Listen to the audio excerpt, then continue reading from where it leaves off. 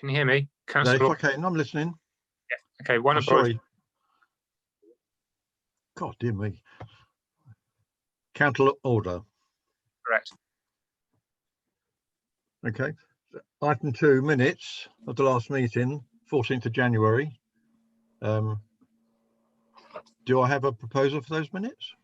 Councillor Stowe, if I can just you keep interrupting me as you like. I don't mind. In the minutes on page 9, on point number 3, the issue of standards training was discussed, and I just wanted to let members know that within the context of training that's been proposed for members in the coming civic year, that the monitoring officer will be reporting, or rather will be giving members some more standards training in August 2020. So I just wanted to put that on record. Okay, well, that's not actually on the agenda, is it? No, it's not on the agenda. It's in the context of the minutes. Okay, right, that's fine. So that's recorded, is it? Yes. But, can I, Peter, take members back to? Sorry, go ahead. I'm jumping ahead. Sorry. we got to item 2, the minutes. Yes. I was going to say that I can move the minutes if you like. Have we got a seconder for that? Chairman, Councillor Bull here. I wasn't present at that meeting, but I'm quite happy to second it. Well, I was, so can I second it myself? Am I allowed? Yeah. Yep, okay then. Okay, is that agreed from the 3 councillors present? Yes. Yes. Really? Okay, fine. Thank you. Item 3, declarations of interest. Do we have any declarations of interest? No. Item 4 is chairman's announcements. Well, my only announcements is I've been thrown in at the deep end, and forgive me if I get it wrong, but just keep me under control, Lorraine, all right? Peter will guide you to. Can I just interject as well one more time? Yeah, you carry on. I just wanted to say, within the context of chairman's announcements, members will be aware that at the last council meeting, there was a change to a minor change to the terms of reference and to the name of what is now Performance, Audit and Governance Committee. It's now to be known as Audit and Governance Committee, and that the performance issue is actually going to be in the US committee. Okay. Okay. The membership, however, remains unchanged for this civic year. Well, I think I saw the chairman trying to get in. Did you? No. Okay. I think we just need to carry on, Chairman. Okay. All right. Karen, item 5. Sorry. Yep. Item 5 is the external audit, pages 33 to 78 on the agenda. Have we got somebody to present? Yeah, that's me, Chair. Oh, thank you. Good evening. Hopefully you can hear me fine. The line's a bit poor from my side, so hopefully you can hear me. Can I first of all just introduce my colleague who you've probably spotted on the screen, Nazir Mohammed. He's the audit manager for EY, who will be looking after you in 1920, if you're wondering who that was. We issued an audit plan for the 1920 audit at the start of March before events unfolded. And so you've got 2 papers for this item. The actual plan that we agreed back in early March with Bob, but then I've also done an update in light of COVID-19 and what that means for the council's accounts and also the audit and the risks we've identified. So what I was going to propose to do is quickly take you through the actual plan that we issued in early March, and then talk through the update to highlight what those changes are. So if I take you to pages 37 of the papers, that shows you an overview of our strategy and the risks that we identified. And page 37 basically shows you that the risks we identified for this year are pretty much similar to those we had in the prior year in terms of fraud and error, capitalisation, revenue spend, property plant and equipment valuations. So the valuations will be something that will change, and I'll come on to that in a second. Page 38, you'll see there are a couple of new areas there. The one main one being the group accounting. So for 1920, you will be preparing group accounts for the first time because you're consolidating Mill Street Property Investments Limited. So that is a new area of focus for us that we will be looking at as part of 1920. At the bottom of page 30, page 38, we also talk about a new accounting standard on leases. Actually, that has now been pushed back a further year because of COVID, so that actually is not an area of focus. But the reference to going concern is relevant, and I'll come on to that as part of the update of the plan. In terms of value for money conclusion, we say there on page 39 that we have identified a risk around the council's capital programme. As you know, the council has got a significant increase in its capital programme for 2021. And so as part of the value for money work, we will be looking at the arrangements the council has in place to manage and deliver that capital programme effectively. I think that they're the kind of key points on the plan in terms of risks, and the rest of the plan then goes into a bit more detail in each of those risk areas, which I wasn't proposing to do. But if I take you to the page on the fees, this is probably the next, well, actually no, page 59, sorry, which is the timeline. Because that was the timeline we were working to when we set the plan at the start of March, but things have moved on, and I will update you on that timeline as part of the update paper. And then just lastly on that plan, there's a page 66 of the plan, which shows you the fees. And what we've done there is highlight where we identified additional risks or new areas of focus, such as the group accounts. We've given you a range of what the additional fees will be associated to that additional work. But I also made reference, with reference to note 1, that we have been in discussion with Bob about our proposals to increase the scale fee. And I've sent Bob some information which we are currently in discussion on. And that's part of, I suppose, the things that I've been talking about over the last few committees about the pressure in the audit market, and our view that fees need to be increased in order to make that market more sustainable. So that will probably come through at the next meeting in terms of what that fee is and what that means for you. So let me then move on to the update paper, which starts on your page 75.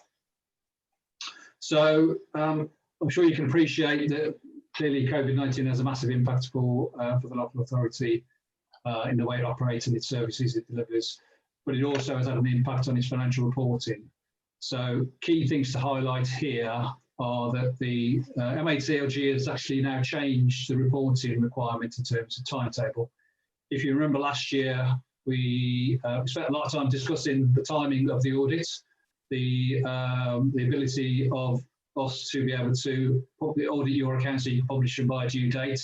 Those dates have all moved. So you now have a deadline to publish your draft accounts by the 31st of August, and then to publish audited accounts by the end of November.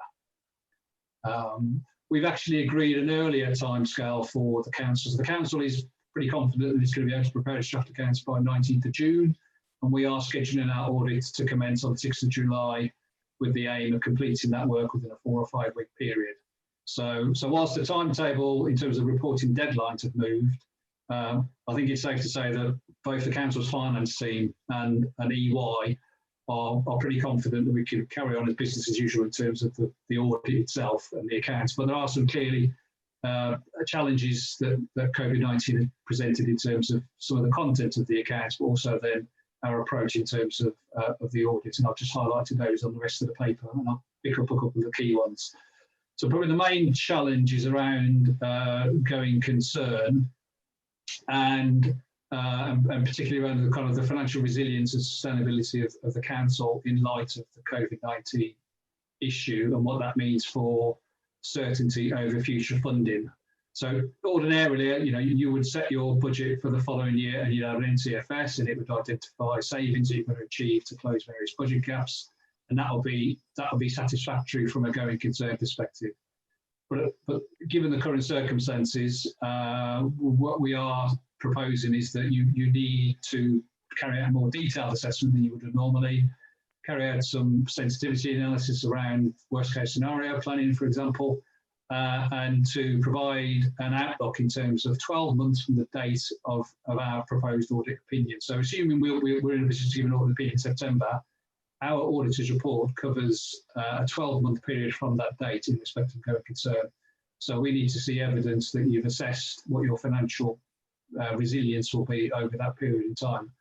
And where you identify some uncertainties over your finances in terms of significant gaps, then it may well be you need to disclose that in your accounts, and we reflect that in our auditor's report. So that is a change from previous years, but obviously is a response to the position that all local authorities are in respect of their funding, and particularly over the next year or so. Over on page 76, the other kind of key, I suppose, challenging area will be around valuations of property. The body that oversees professional valuations of property, Royal Institute of Chartered Surveyors, issued some guidance back in April around the impact of COVID-19 and the fact that that creates a certain level of uncertainty in the market in terms of valuing properties or value assets at fair value, particularly where you're relying upon market information. That will have an impact in terms of what you say in your accounts about those valuations, and obviously it has an impact upon what we do as auditors and what we say in our auditor's report. So that will be, so at the moment we have that in the plan as an area of focus, but that will become a significant risk because you have a significant investment property portfolio which clearly are valued at market value. So that will be something we'll be focusing on. Just I suppose a couple of things on page 76 to talk about. It's remote working is, as I said before, that it's been pleasing to see both the council's finance team and ourselves being able to carry on with preparing the accounts and carry on preparing for the audits, and we feel pretty confident that we will be able to stick to the timetable that we've agreed with you in order to deliver the audit in that July, early August period. There are some practical challenges that we are finding in terms of audit evidence, whereas typically, we would sit down with finance team members and exchange information, sometimes face to face. That's now not possible. But the technology is enabling us to do a lot of that audit evidence gathering pretty effectively. But sometimes there's just a few things we need to think through, practical complications around that. And then two final things on page 77. One around the auditor's reports. Again, COVID-19 has thrown up a number of challenges for auditors in terms of issuing audit reports, particularly around uncertainty and going concern. So all our audit reports are currently going through an internal consultation process to make sure that we are giving the right opinion to give assurance to your stakeholders. So that will be something we do in September. So it doesn't really impact at the moment, but it will be additional time that we need to do to get that opinion correct. And then, as I've referred to the fees earlier, we will also need to revisit in terms of what the impact of these additional areas of focus and risks are on the fee itself. So I've covered a lot of ground there, but I'll stop there and happy to take any questions, Joe. Okay. Did you have any prior questions that were sent in, Bob? You did ask for questions. No, Chairman, there were no additional questions on the reissuing of the agenda. Okay. Are there any points? Yeah, Stan. We all know how difficult it is at the moment with finance, and in looking at Look East last night about Stevenage, and I know that we work with Stevenage in certain aspects, certain department. Obviously, they're struggling at the moment. Is that going to affect our situation on East Herts at all? Thank you. Suresh, can you? I'm not sure that's a question for me, is it? Well, it's no, but it's there, isn't it?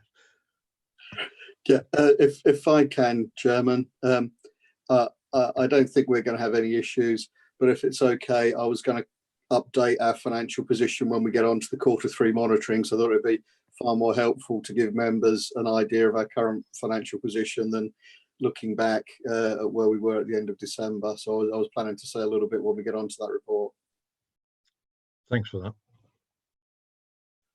Yeah, Cabinet Cope. Thank you, Chairman. So my question related to this this note you made about the increase of the scale fee. So I guess this is a subject of ongoing discussion between yourself and the head of finance. How will that decision be communicated to this committee? Will it be communicated to this committee? And when might we expect to hear about what that might be? So yes, it will be communicated to committee, either through our audit results reports in September, or another time when we've actually come to an agreement. The process is actually, we discuss it with the council, with Bob, seek your views. You might disagree, which I think is where you're currently sitting, and then we take it to PSAA, who ultimately arbitrate on the fee.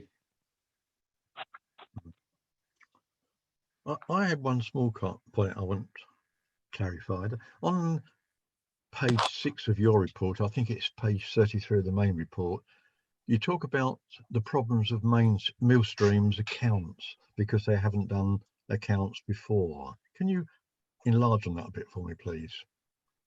The issues of risk, it was. So page yeah, 6 yeah, that's right. Okay, yeah. So this is the first year that you're actually consolidating Millstream into your accounts.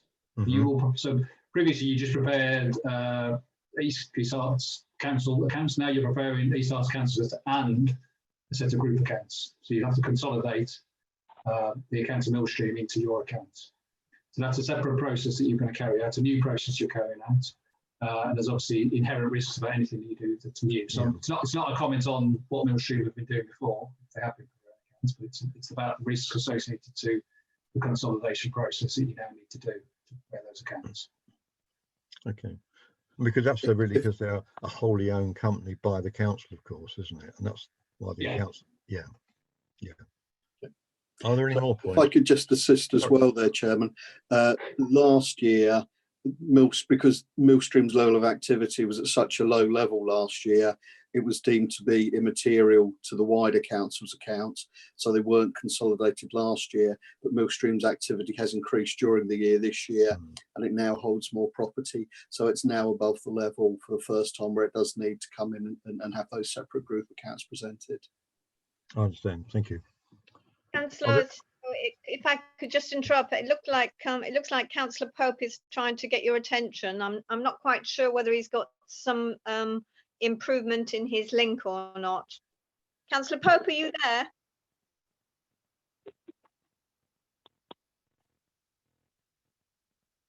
Hello, can you hear me? Yes. Hello. Very clear. Hello. Yeah. Hello. Mark, we can hear you. Yes. Can you hear me now? Yes, you're loud enough and you're clear. Oh, brilliant. Well, to see how long it will last. I was just wanting to ask the auditor about COVID, sort of what assurances he's going to want to see from the council with regard to its resilience, and also maybe how the council will be affected by the effects of COVID, maybe on its suppliers. Okay, I didn't quite catch all of that. I think I caught an element of how we're going to, what assurance we're looking on in terms of resilience. And there was something about suppliers, was there? So in terms of the resilience piece, well, as you probably know, you've done 2 returns now to MHCOG in terms of what COVID-19 is costing you and what you think it's going to be costing you moving forward, and what the impact on reserves will be. That's part of then the process of you basically revisiting your medium-term financial plans and revisiting the assumptions that are now having to change. So assumptions over revenue on car parking, for example. Clearly, you've had a period now where you've actually got nil, I imagine, in terms of car parking revenue. How long will that go on for? What does that mean in terms of the revenue that you plan to pull in for 2021? And anything else that might have a similar impact. So we'll be looking for you to basically go through your own TFS, revisit those key assumptions, carry out some scenario planning. So what's the worst case? What's the best case? And then present that in terms of, well, this is what that means for the budget for 2021 and for 21-22. and that's what other councils are starting to do. And I'm sure you have seen in the press, some councils are now getting to a position where having done that, they're looking at a pretty bleak position, and some of them are considering their formal powers in terms of Section 114 notices. So it is impacting some councils more severely than others. Yeah. On the suppliers front, that's probably a question that we ask as part of sort of the value for money arrangement. So yeah, what have you done to get assurance that your significant suppliers are still being able to provide the services to you that you need them to provide? So I don't think we'll do any significant work around that unless we identify a real weakness in that. We'll probably ask the question as part of that overall value for money arrangements piece. But would you be asking for things like COVID resilience statements from suppliers? I don't know if the council is doing that, sort of trying to get assurances from suppliers that they've got sort of plans in place to deal with it. We wouldn't necessarily be looking at going into that level of detail unless there was evidence of a failure in one of your suppliers that you hadn't identified sufficiently early enough. And in terms of the effect on the council's finances, I mean, would you be looking at things like sort of doing some stress testing in terms of how the finances are going to be affected by the reduction in income, for instance? Yeah, precisely. That's the kind of thing that we'll be doing. Yeah. See, and one last thing, and it's more for Bob, I guess. Will the council's risk register, or the list of key risks, be amended to any great degree because of the implications or the scenarios that COVID has brought? I don't know if, Bob, if that's the right question for you to answer, or who, if not, who would that be? Yeah, thank you, Mark. I'm happy to respond to that. A bit later on the agenda tonight, we have got the updated risk register, and all of the key risks have been updated in view of COVID, and a set risk around COVID has also been included. So we've got Graham with us, and he'll talk a little bit more about that later. Thank you. Brilliant. Thanks very much. Okay. Lorraine, do we need to vote on this one? Sorry? Yes, Chairman. Sorry, it's Peter that would be helping you there. No, it's just a question of moving and seconding that the report be received. Peter, Okay. if you It's for information, basically, yeah. Yeah. Have we got a mover then? Thank you. Councillor Group and Councillor Ball, the seconder. Thank you. Okay, is that You Okay, get those, Peter? yeah, item 6 now, please. Yep. Shared audit for all service, and I think that's Simon, isn't it? No? No, Chair, that's myself, Nick Jennings. Oh, sure. He's so right. I recognise you now. Sorry. It's hard on the screen, isn't it? Although I'm very happy for Simon to take it if he wants, because I know he's usually eager to take my report. My apologies, Simon. It's okay. I'd need a crystal ball, I think. Thank you very much, Chair and members. Before I go on, can I just commend Bob on his beard, which I think looks absolutely fantastic. And I'm very envious of, because I shaved mine off earlier. So as usual, I'm going to try and keep this as short as possible. So for the members that don't know, I'm Nick Jennings. I work for the Shared Anti-Fraud Service, or SAFS, as we like to call ourselves, which is a shared service that the council was a founding member of in 2015. Also present this evening is Darren Bowler. He's one of my managers. He'll be joining us to provide some specific operational responses to questions that members might ask about how SAF works at East Herts Council. This report has actually been carried forward from March. That's normally when this committee would review and comment on the council's counter-fraud arrangements for the following 12 months. So apologies that members haven't seen this sooner, but we've worked closely with officers prior to producing this report and since April as well, to make sure that we're providing the necessary support in the current situation.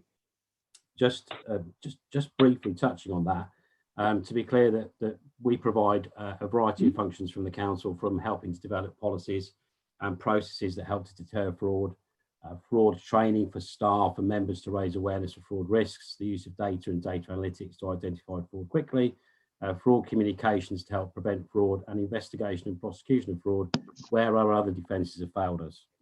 And again, just to emphasize this, fraudsters are great planners, but they're also great opportunists, and they will find weaknesses quickly and exploit these at alarming speed if we don't have in place robust processes and staff are aware of new and emerging fraud risks within their service areas. That's really relevant at the moment when we're looking at COVID-19. My service has had to adapt its working practices. We're keeping those under review. It's certainly impacted on our ability to conduct investigations, attend meetings, but we've been well supported by our partners and local IT with that. So currently, I hope Bob agrees with this. We're providing our partners with a good service that's allowing them to respond to specific areas of fraud emerging from the COVID-19 crisis, and looking at different ways that these fraud risks will impact on council services. And so far, this has included work with the grant scheme, the business rate supports scheme that was rolled out by the government and is being administered by local authorities.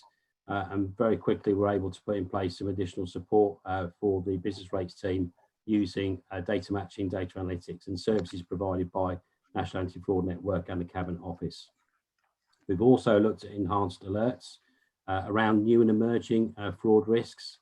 So these are things such as mandate or phishing frauds, fraud that might be aimed at your local residents using branding from the council or from the government to look like legitimate correspondence to obtain information from your customers.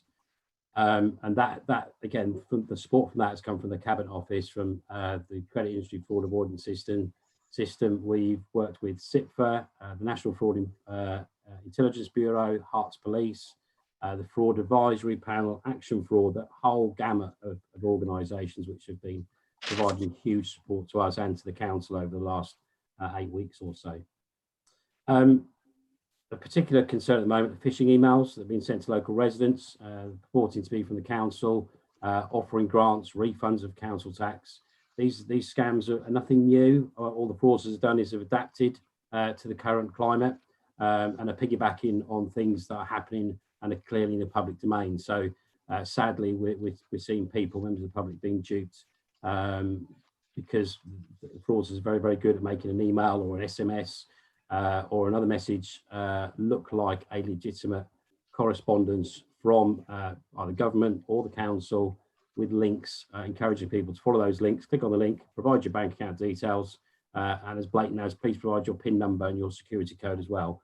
Unfortunately, some vulnerable people do fall for these scams, even though they look fairly obvious to the majority of us. So we're working with the council to try and push awareness out to the public that if they see emails like that, they should contact the council directly and not go to those people that are trying to get their information, their data. And we're now more recently, in fact, the last few days, we've had reports from officers at the council making us aware of phishing email attacks that are coming into this authority, again, trying to obtain information about local residents so that those local residents will be targeted for fraud individually as well. So staff are very aware of those fraud risks that we're seeing as a result of the COVID crisis at the moment. If I could just go into the reason for my report, really.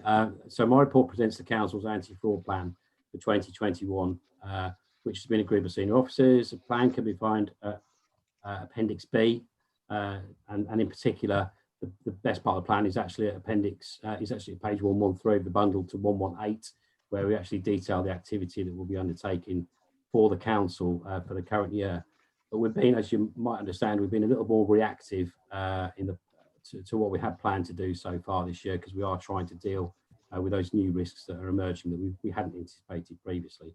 But we are in a good place to respond to now. Before I go into detail of paper, I just wanted to mention that when we drew this plan up, we were using the 2016-2019 Fighting Fraud and Corruption Locally strategy, which doesn't roll off the tongue particularly well, but that was a document we were using previously.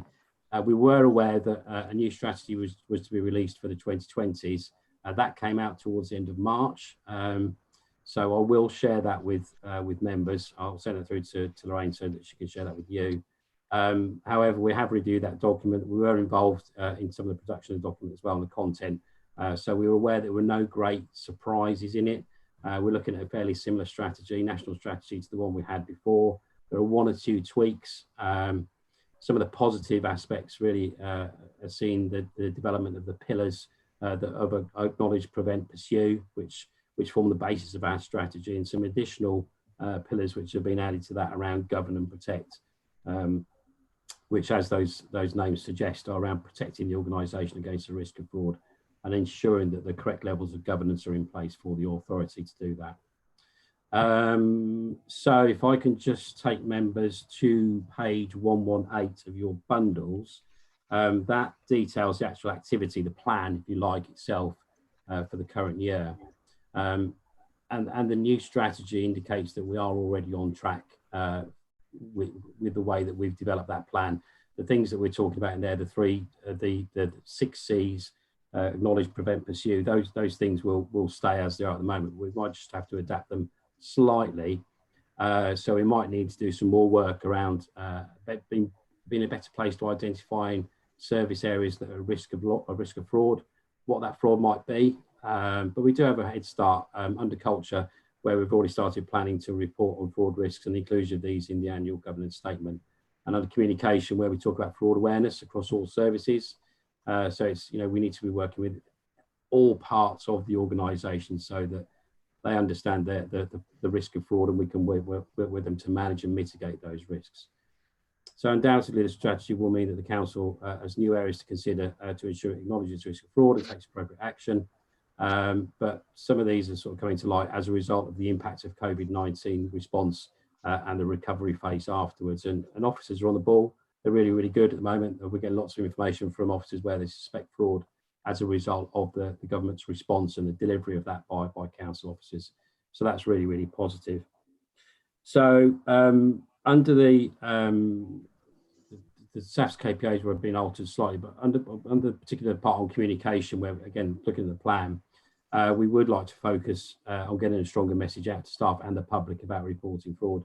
In particular, making it easier for people to report fraud to us.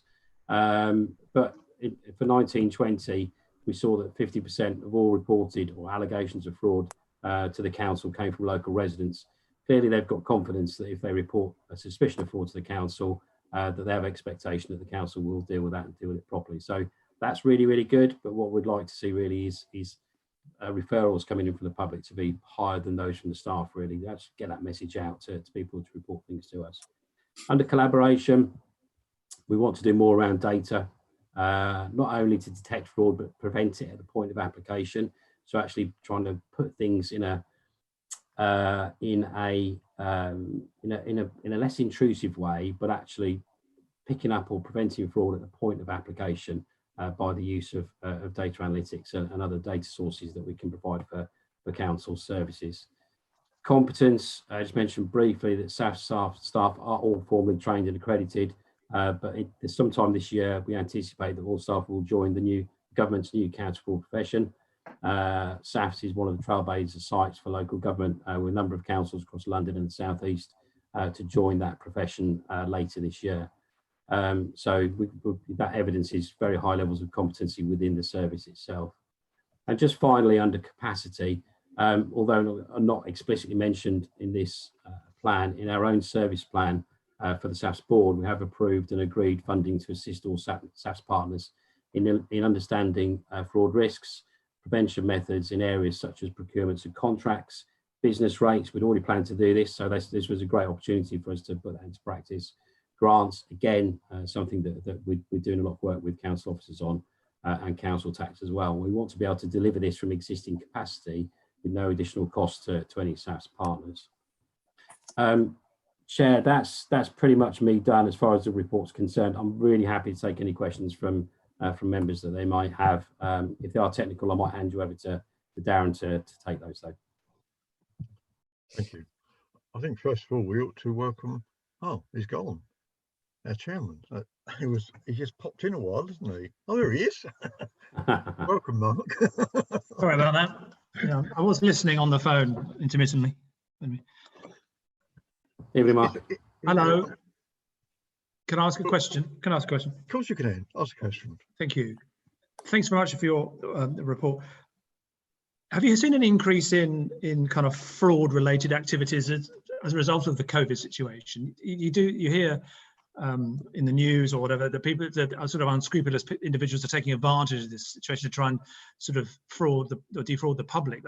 Are you seeing an increase as a result of the current circumstances we're living in?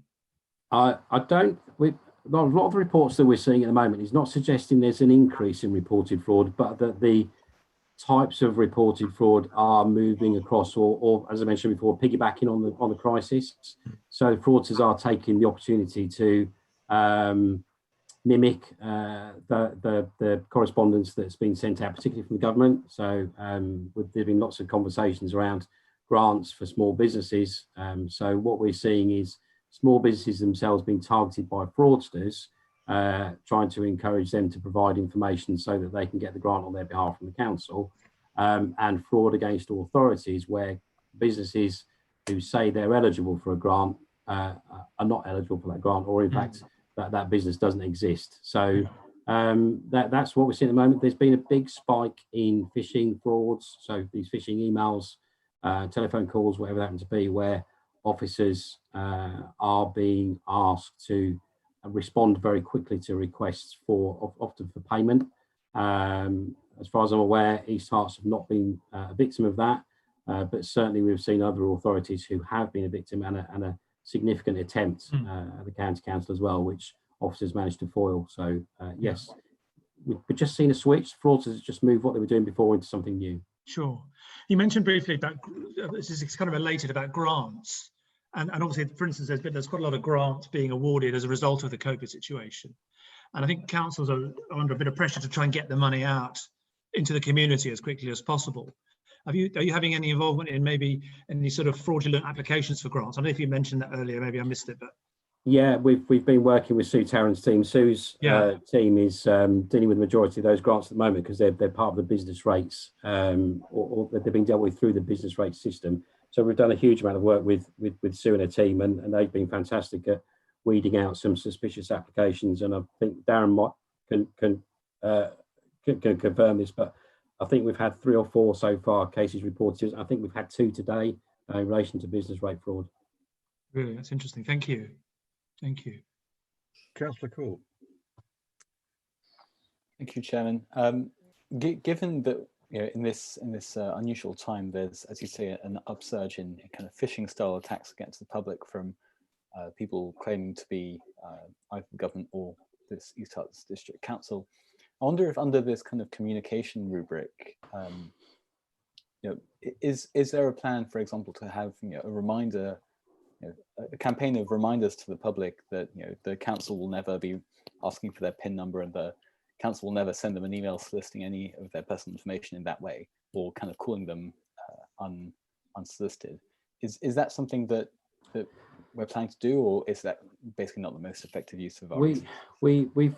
As these cases are reported into us, we are working with a number of other organisations. So we work closely with Trading Standards, who we sort of rely on to get messages out to the public in particular, but we also work with an organisation called Owl Watch. So that's hosted by the police. So that again sends alerts out to businesses, local businesses across the county.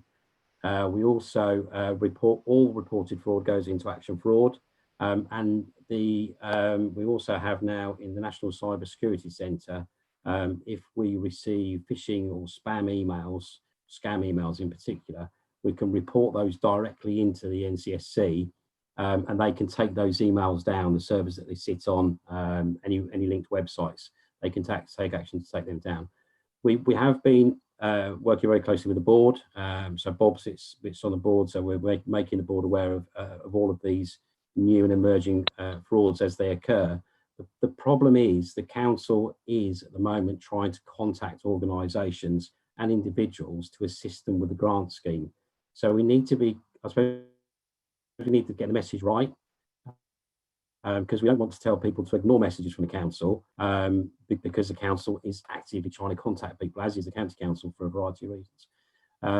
So it's just striking that balance, really. Chair, can I please ask a question? Could you identify yourself then? I'm sorry, I'm Councillor Curtis. Thank you. Yes, carry on. Okay, so essentially, I'm interested in the fact that obviously there have been, as has already been highlighted, lots of grants process under pressure of time. Now, can you please assure this committee that the requirement to get the processing of grants done quickly hasn't meant that the appropriate due diligence steps have been make sure they haven't been skipped at all, or there's been no pressure to coast through some of them, because that's obviously very important. Chair, do you want me to respond to that? Bob, do you want to take that? Or Yeah, with the distribution of these grants, that there is a balance between getting the money out of the door as quickly as possible and holding on to the money until we're absolutely sure about the bona fides of all of the applicants, and possibly risking them ending up going bankrupt. Initially, we were very much risk averse in terms of the issuance of any money, and were being very careful around the procedures that we were applying. As a result of that, we were very close to the bottom of the league table nationally, which the government was publishing on the distribution of these funds. And it would be fair to say there was political pressure placed on the council to distribute the money more quickly. As a result of that, we did reevaluate some of our processes and did ease up to a degree on some of the controls. But the easing of the controls was only to an extent that myself and Sue Tarrant were still both comfortable with. So that process has been made easier than we did have in place initially, and consequently we have been getting the money out of the door much more quickly over the last couple of weeks, and I think we're now at a position where we've distributed over 80% of the money, but we haven't done that in such a way, we feel, as to leave ourselves overly exposed. And in distributing all of this money, it has been made very clear to all of the recipients that there will be further follow-up checks done after the event, and that if it is subsequently found that they weren't entitled to the money for whatever reason, then the money would be recovered from them. Councillor Pope. Thank you. You can just give us a quick update on Fraud Hub and how that's working, or with it. Unfortunately, we had to defer that to this year for East Herts Council. We have now signed off the agreement with the Cabinet Office. I think that was signed off by James Ellis or Bob a few weeks ago. Right. It was our intention that we'd be going live with that quite soon, but obviously with the current situation, that's something that we've had to delay because it's just dropped down the priority list for us. With those authorities that we are using it, it's very effective. It's effective too. Okay, so when do you think that might come live? I don't think it's going to be until the second half year, to be honest, Councillor, because the priority for officers at the moment is just elsewhere. Of course. There's no point in us trying to rush it in and it doesn't work. We need to have a proper plan in place to deliver that. Councillor Pope, can you hear me? Yes. Given that your connection is now relatively stable, are you content to take over and carry on chairing, or do you want to leave it to a vice chair for the rest of the meeting? What do you want to do? I'm happy to defer to your judgment. I'm happy to take over if they're happy with that. I'm happy either way. If Tony's happy with that, rather. Sorry. Yeah, I'm happy. Okay. Thank you. Yeah, sure. Okay. Okay. Well, you've got Councillor Burmett, so I'll ask the question. Oh, good evening, everybody. Yes, my question. I was just you answered, Mr. to Nick Jennings. You answered some of my question actually by referring to the OWL messaging system. I'm on the police liaison committee here locally in Sawbridge Worth, and we do have a very, very good connection to them. And I find that any if you like, misdemeanors are reported probably within about 24 hours, and sort of door-to-door scams, as well as official scams to HMRC scams and all the other sort of stuff, is reported very, very efficiently. And I really do think that that's a very worthwhile connection. But you've mentioned that you work with it, so that's That's excellent. Could I just ask one more? Yes, carry on. You've said in the past that, and maybe in this report, that while SAFS provides much of the council's proactive and reactive operational counter-fraud work, it's council officers that are responsible for ensuring that the policies and procedures and training and the appropriate resources, indeed, are in place to protect the council from fraud. And I asked this question previously, and you mentioned that it was kind of a combination of the Section 151 officer and head of legal services and sort of managers in maybe an HR who are responsible for this. Can I get an assurance from officers that we are where we need to be in terms of training and resources for fraud activities? It's more probably for Bob and maybe officers than for you, Nick. But it's just if before Bob says anything, and it's quite proper that Bob responds to that question rather than me. But if I just the new strategy, it's got a very good section on identifying officers who have responsibility for fraud functions. We already do that in our plan, so we identify officers that have responsibility for certain parts of it. But I think that strategy, the new strategy, really does firm that up.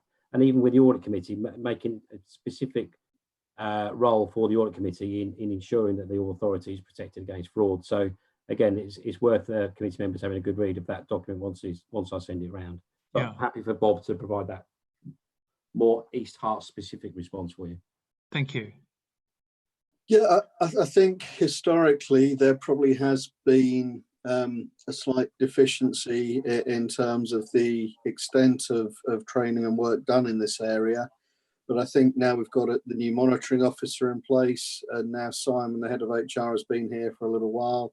I'm quite confident that that's something that we can take forward a lot more constructively in the future and look to improve on. That there are adequate resources in place. It's just a case of making sure it's got adequate priority and that it gets pushed out to people. So that's something we're very keen to work on and see move forward. Because when we talk about fraud, we inevitably, I guess, tend to focus on Nick's activities and his colleagues in the shared service. But we haven't really, as far as I can remember, really kind of discussed or thought about what the council is doing amongst itself, within itself, to look at fraud. And I don't know whether that might be something for us to look at another time, maybe. I don't know what you think about that. Is that something we should be monitoring, maybe? Is that a question to myself or Bob? That was more for Bob one, probably. Okay. As I was saying, I think we focus more on your stuff, don't we, when we talk about fraud, I think, generally? I think, just cutting in before Bob, apologies for that, Bob. I think officers at East Harts are I mean, if you take the Rebs and Bens team as an example, they provide a very robust service, and if they suspect a fraud, they will report it. I'm confident of that if they suspect fraud, they will try to deal with it locally, which is how they should do administratively. If they can't resolve it administratively, they'll report it into my service for investigation. I'm quite confident about that. As Bob says, probably what we need to do is up our game and exposure across the authorities, so that other services, we bring those other services to the same level of their confidence to accept that fraud is a risk, and our knowledge and expertise, so they're happy to hand cases across to us. But I think for an authority of its size, that I think you do quite well. Yes, but it's just about very good, very good. It's just about us sort of learning a bit more about what we do within the authority, rather than just focusing on what your organisation does. Maybe I just wondered if that might be something we should look to do in the future, not now. Okay.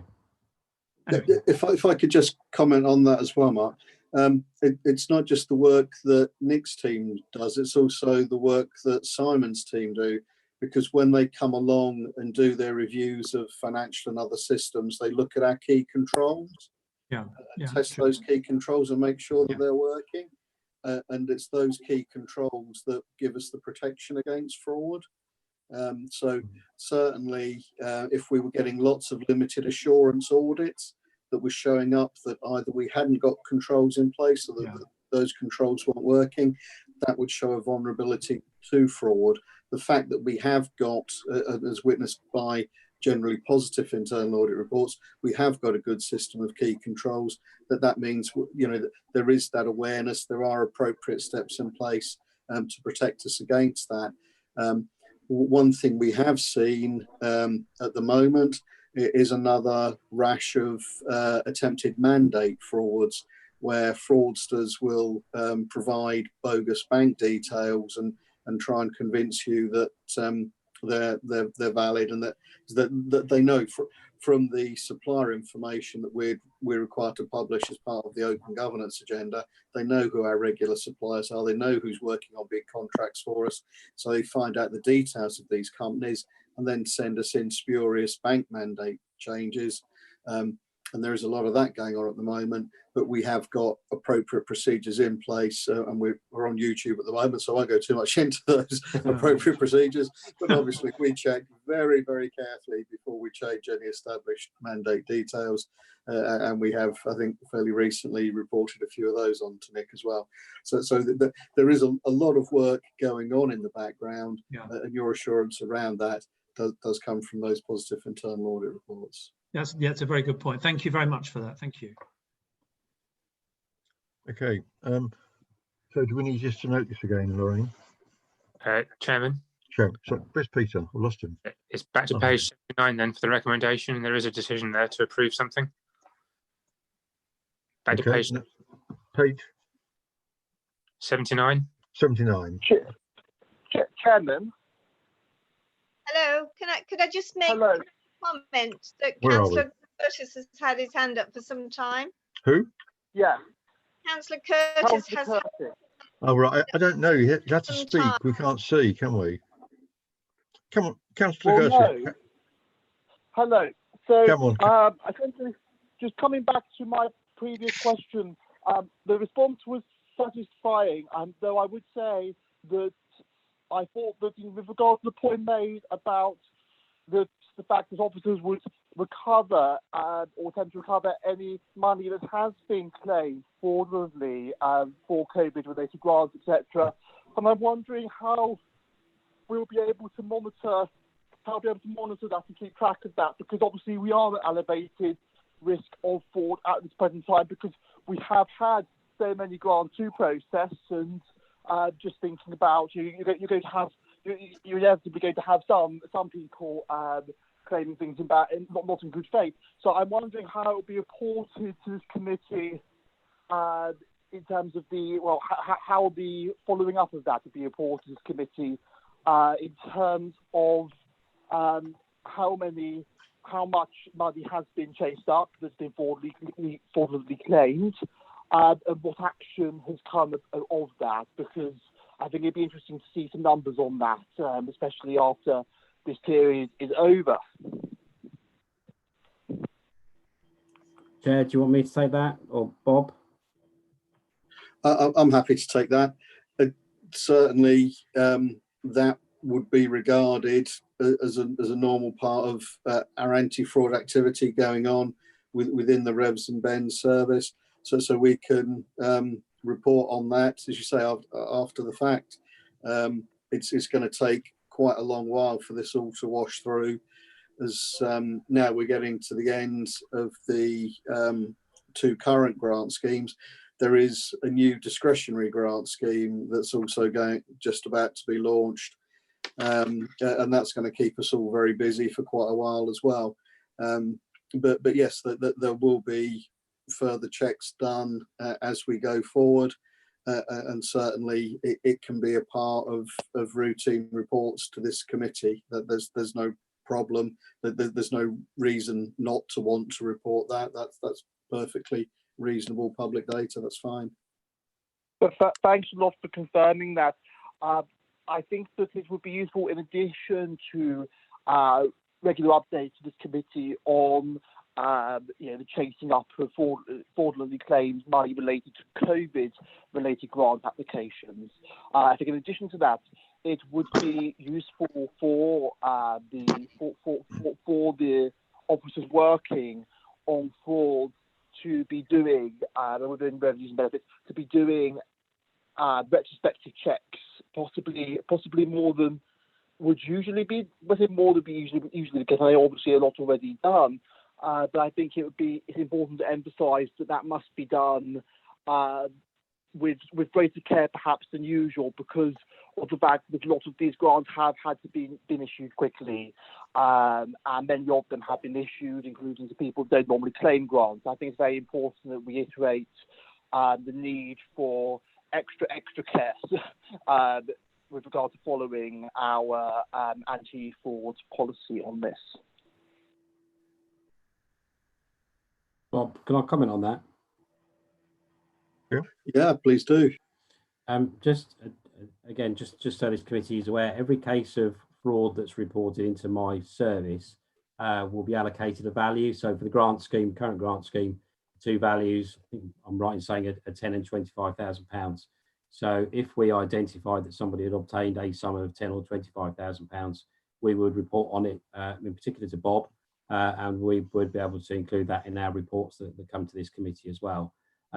Dealing with the second part of that question, which is the retrospective reviews, there are already plans in place in the Cabinet Office of canvassing local government at the moment to look at how there could be a national review, because clearly looking at our own data for East Herts would be less helpful than matching all of our data to every other authority across the country, because what there's a suspicion of at the moment is that some people might make duplicate applications. So if they have a business premise in Hertford,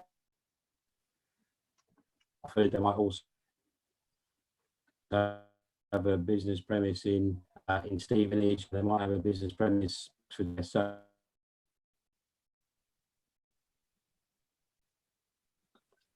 and that will probably be at a national level, and then obviously they'll be looking for a response from each individual authority to recover any losses that can't be accounted for.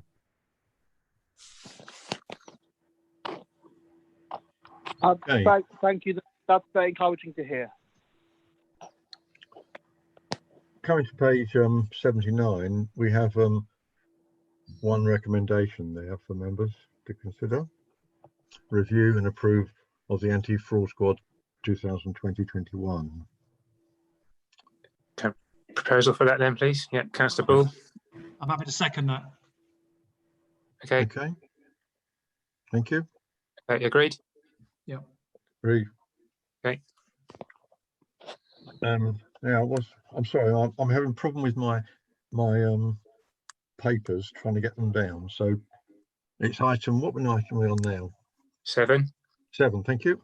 Sorry, Chair. Before you go ahead, would it be all right if myself and Darren Bowler left the meeting? That might help you with your connectivity. And yeah, it's not good tonight, although we don't have long journey homes tonight, it might be helpful. Yeah, with pleasure. I thought you'd like to say though. Yeah. Thank you very much. Thanks, Nick. Thanks, Darren. Cheers, Bob. Thank you. Bye-bye. Thank you. Okay, Chairman, it's now page 121, item 7. Yeah, I'm having a problem with my agenda. I'm sorry. I've got it on another computer, and the signal tonight is awful. Do you know? Can you, Peter? Can you read what it is? Because I haven't got a clue. I'm trying to find it. Yeah, it's the 2021 Internal Audit Plan Report, 17th of March 2020, item 7, page 121. And who have we got presenting that one? That'll be me, Chairman. This time. Yeah, that'll be me. I'll kick off if I may. Thank you. Planning and consultation process for drafting the 2020-21 internal audit plan actually took place during January and February earlier this year. And as a result of that, a draft plan was put together and agreed with the senior leadership team in late February. This plan is summarised in paragraph 2.7 of my report and is shown in full detail at Appendix A. Just to run you through it at a high level, it consists of coverage of the major key financial systems such as payroll, a range of operational areas that Council is involved in, and typically, again this year, we've got some coverage of contract audit work and some IT related audits. Ordinarily, we'd look to present the plan to members in advance of when the plan actually starts.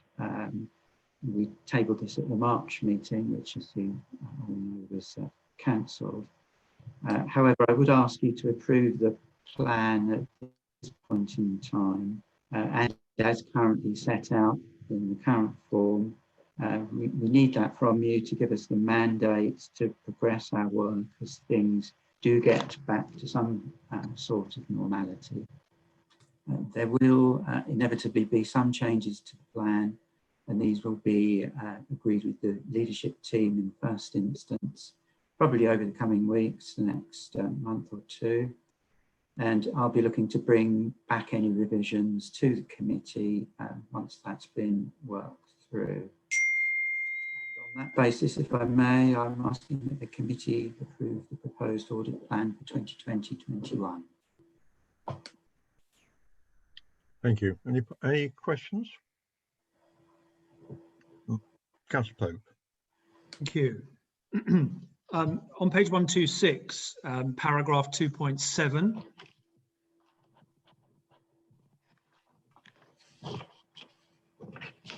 You talk about the number of days purchase. Yes.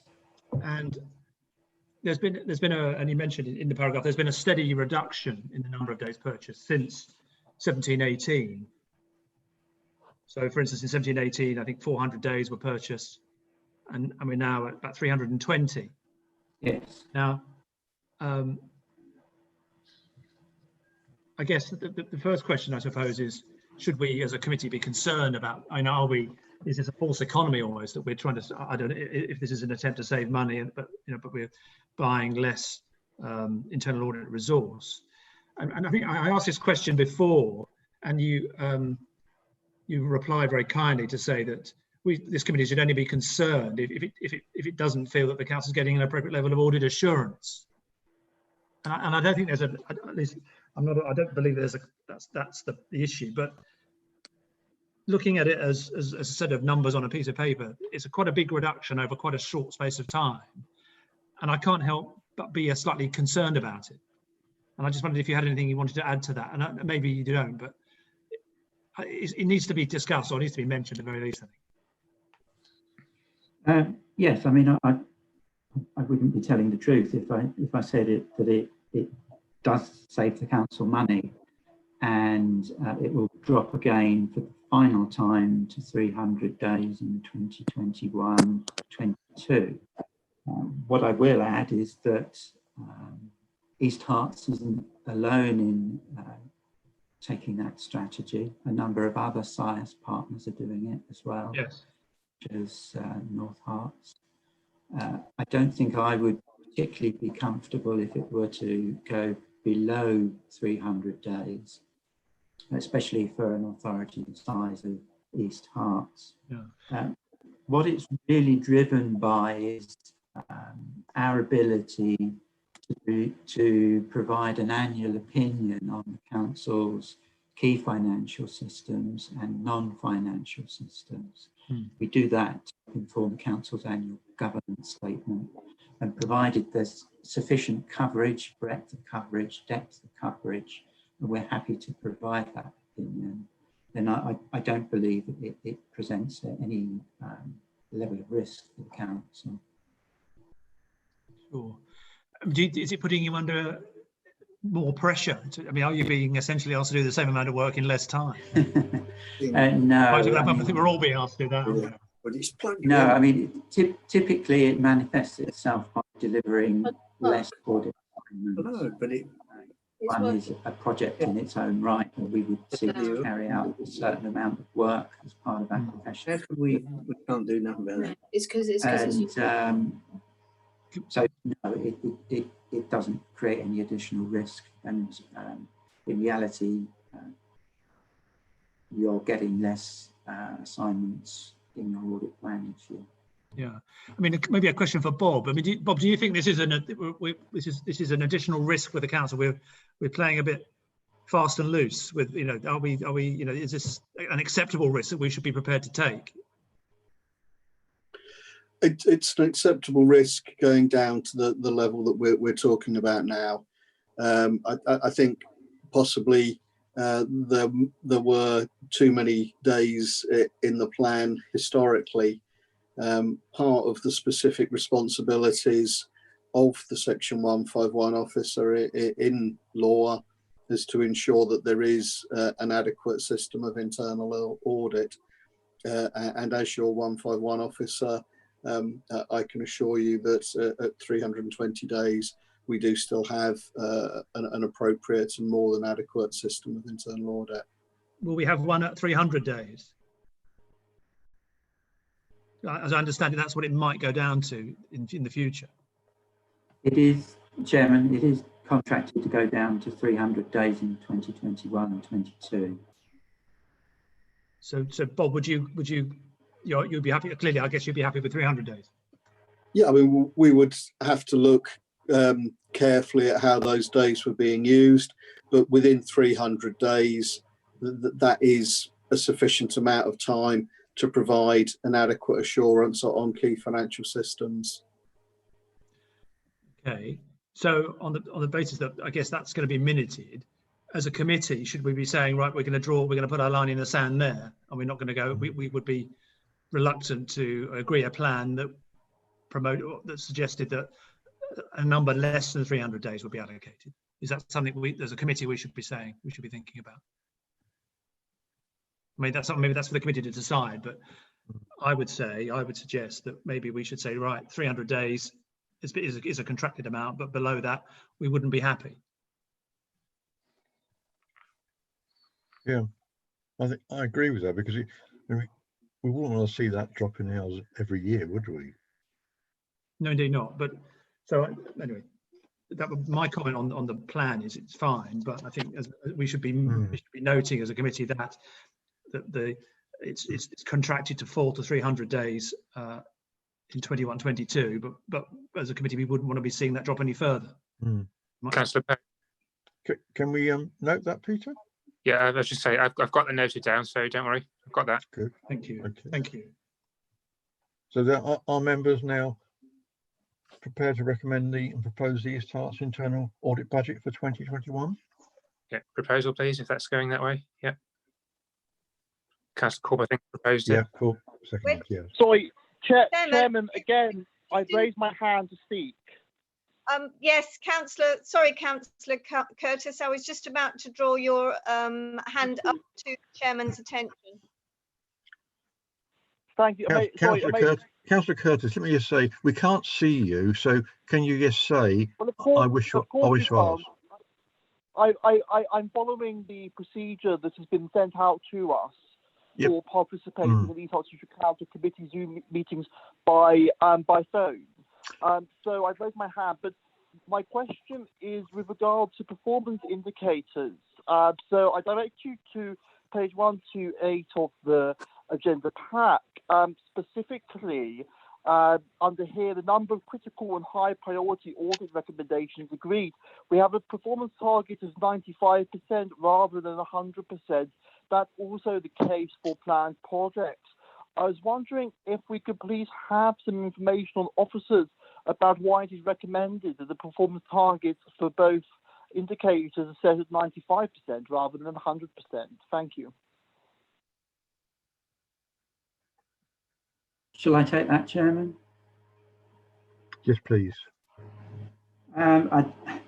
It's a historic target, to be perfectly honest with you, set by all members of the SIAS board, which constitutes most of the local authorities within Hertfordshire.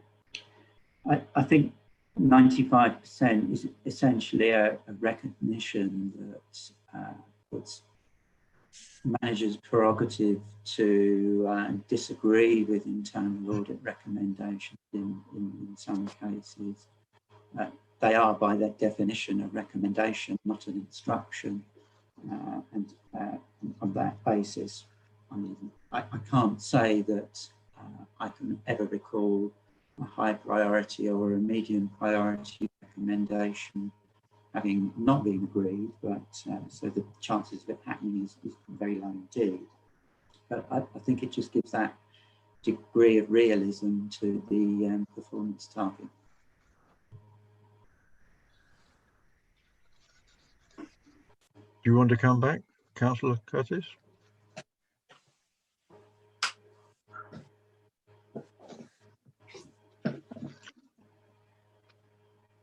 No. Peter, can we still take that as an approval of the, yes? Yeah, I had a proposal for Councillor Corp. I wasn't quite sure who seconded it. I can second. I'll have the second. Councillor Pope. Okay. Yeah, okay. Is that okay? Agreed?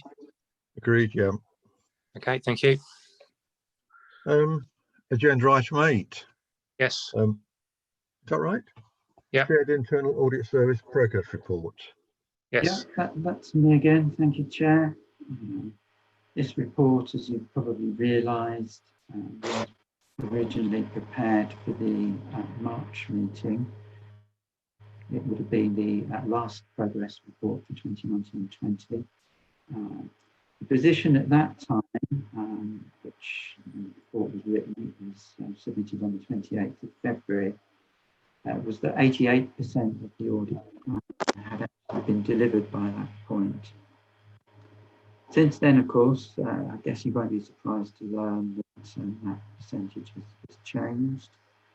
We've substantially completed the 2019-20 audit plan for its parts, and I'll provide full details of that in our annual report at the July meeting. In terms of the audit outcomes highlighted in the report, paragraph 2.2 shows a range of finalised reports with both good or satisfactory opinions. And importantly, this includes several of the key financial systems, such as payroll. Members of the committee, of course, already have been emailed each of the reports that they were completed, so you should have had sight of those.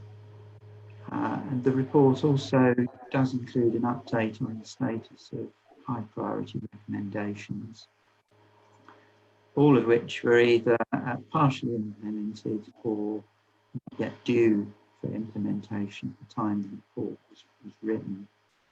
I have to say again, in light of recent events, I'll be able to provide you a more up-to-date position on those recommendations at the next meeting. Thank you, Chair.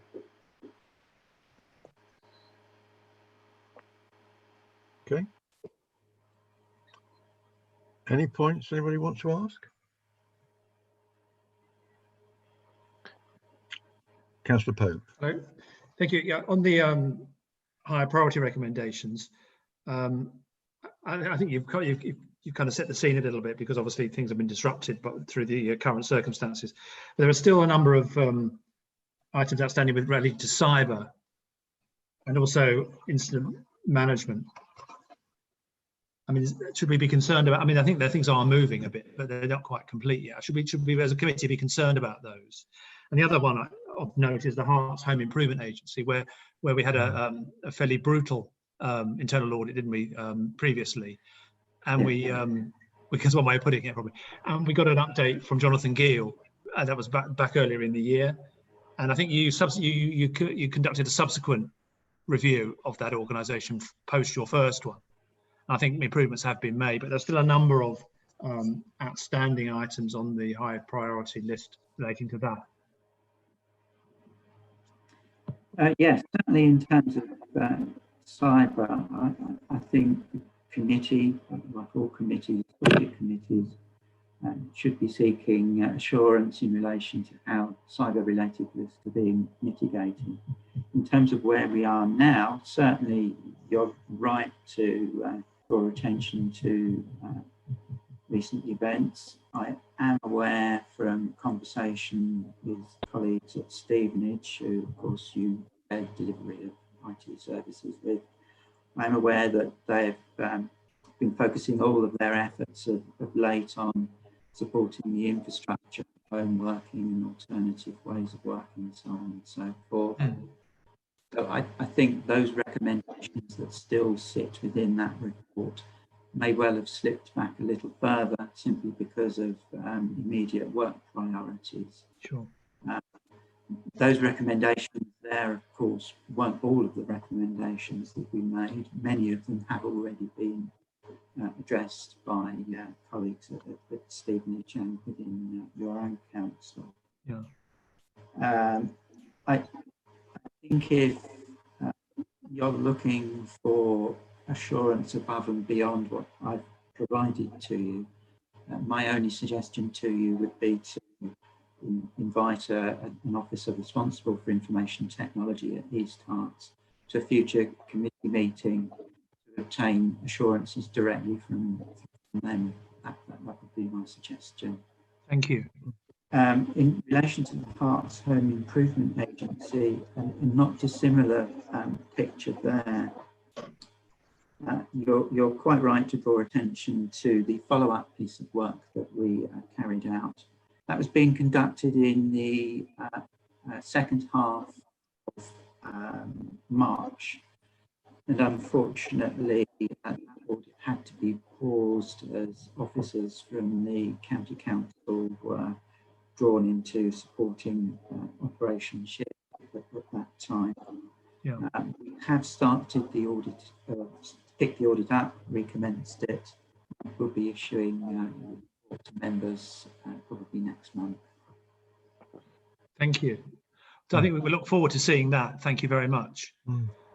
Chairman, what I would certainly support maybe asking an officer responsible for IT to maybe be invited to come along to a future meeting to discuss some of these issues with us. If other members would be agreeable. We're relying more and more, and it may be for some while, on the IT system working perfectly, as we know the problem we had tonight. But I mean, you know, I see here some of these things are yet to be implemented, you know, and it's continued to monitor. And I just think it's a worry. I know they're overloaded with things at the moment with everybody working, you know, remotely, but you know, this might go on for 6-8 months like this, and we need to know that it's going to be secure, don't we? So I think it's a good idea, Councillor Pope. Thank you. Thank you. Thank you. Can we put that, make a note of that, Peter? Yes, got it. Thank you. And then we come back to whatever page it was. I'll get there in a minute. Page 145, Chairman. Thank you. And we ask members to know and recommend to the internal audit. I think Councillor Curtis wanted to. All right, yeah, sorry. You have to shout. I'm sorry. I've got two screens. Carry on. Thank you. So I just have a question, just following on from for Councillor Pope's question there about both areas there with the cyber items and also the Home Improvement Agency. Now, on the previous agenda item, you will recall that we agreed to set a 95% target for the resolution of the implementation of these critical and high priority recommendations. So essentially, are we able this year to meet that 95% target if we don't actually implement any of these recommendations in full?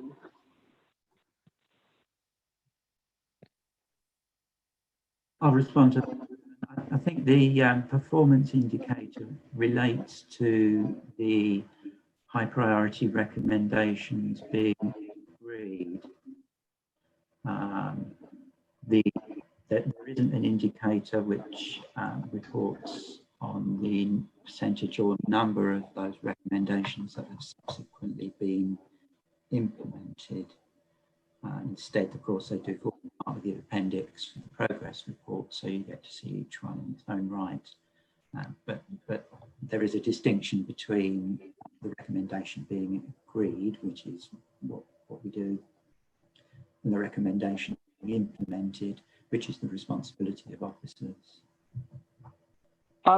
Thank you for that. I'm glad you picked up on the point that I was trying to allude to there. Do you not think, therefore, that it would be prudent for the committee to set a target for the percentage of agreed recommendations as they're implemented with regards to high priority and critical recommendations? I can't think of a reason the committee were minded to do so, that it couldn't have a indicator of that nature, whether it formed part of our progress reports or as a separate item. I think perhaps might need to talk through with Bob. I think that would be good. Could you please come back to us on that, possibly the next meeting? Because I just fear that we could, this committee could be agreeing stuff, but if it's not then implemented, then that's not being picked up with regards to our performance management monitoring, rather, with respect to audit.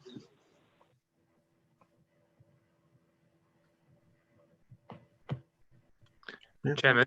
Okay. Chairman. Yes. Peter. I think we've lost Councillor Bull. I don't see him on here at the moment, but Not I think do I. we think we're still core it, but we seem to have lost him. I don't know where he's gone. We're okay on numbers. We've still got 4 of us, haven't we? Yeah. Yeah.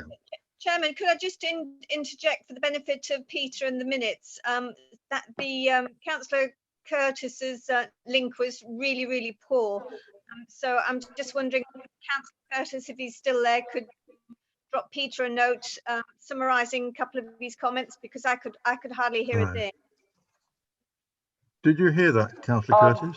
Okay, I'm happy to do that, but it's more a point for action with regards to the fact that we don't currently have any way of monitoring what percentage of the recommendations, critical and high priority recommendations that we agreed as a committee have then been implemented by officers, because we have got a running theme now with respect to those 2 areas, hard-head improvement, agency and cybersecurity, in which we have these running items that we've agreed should be implemented, but haven't then been implemented. And I think that we should be keeping track of situations like that in performance monitoring as a function of this committee, especially including by having a benchmark in terms of what sort of percentage of recommendations that are agreed that are then implemented. Sorry, what sort of percentage is considered acceptable from the committee's perspective, because I imagine that we would like to have a good idea of that, because otherwise we have these items flagged and that's not something that we're monitoring as part of our monitoring of the performance of audit. Okay, Peter, if you've got that, that's fine, but I was still struggling there, so I'll leave it with you. I think I've got that, yeah. Am I right in thinking that some of that will be covered in the progress report we would get next time? Simon? It can be, yes. If that key performance indicator is adopted, we'll need to work up a data set in support of it, and then we'll be able to put an indicator. Given that the next meeting, I think, is towards the end of July, quite achievable. Okay, good. So, okay. Page 144, that's the recommendation? Yeah, the recommendation. Note the internal audit report and note the status and critical and high priority of recommendations. Happy to propose. Okay. Yes. Do we need to include the bit about someone coming from IT? Is that part of that? Yeah, part of this as well? Peter got that though, didn't Peter? Yeah. Yeah, I've got that. Yeah, okay. Thank you. Thank you. Right.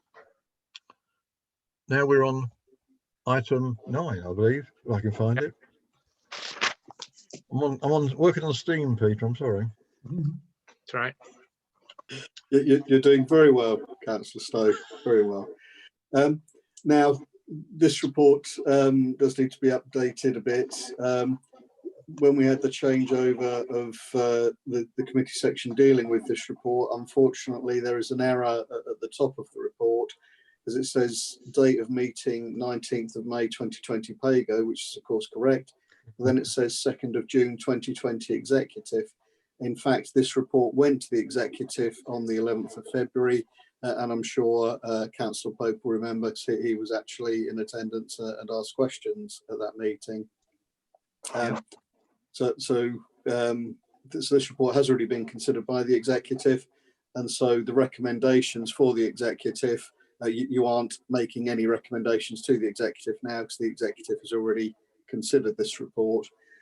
And given the fact that this is now rather historic data, I thought what I could do more usefully for the committee, especially given the time that we're at now, would be just to pick up a couple of the issues earlier around our current financial position and our overall financial resilience.